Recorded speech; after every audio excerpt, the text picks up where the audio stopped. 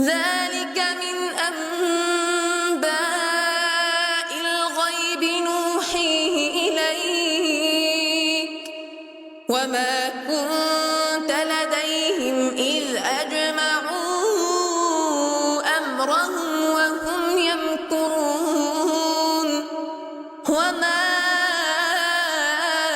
أكثر الناس ولو حرصت بمؤمنين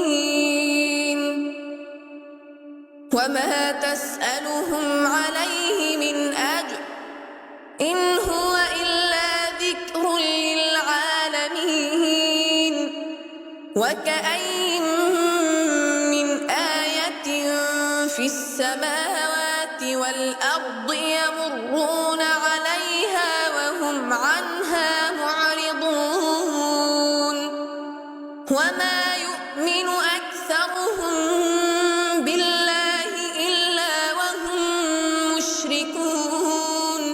أفأمنوا أن تأتيهم غاشية من عذاب الله أو تأتيهم الساعة بغتة وهم لا يشعرون قل هذه سبيلي أدعو إلى الله على بصيرة أنا ومن اتبعني وسبحان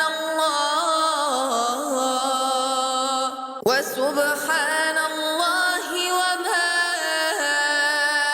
أنا من المشركين وما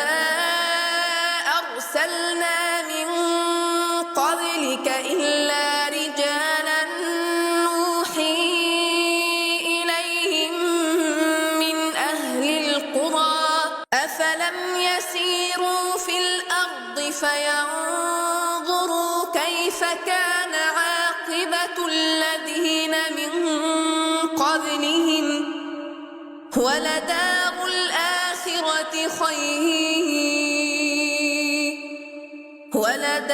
الآخرة خير للذين اتقوا أفلا تعقلون حتى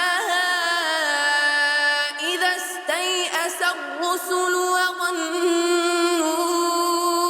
أنهم قد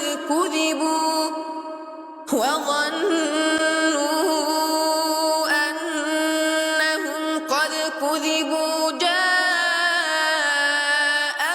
نصرنا فنجي من نشاء ولا يرد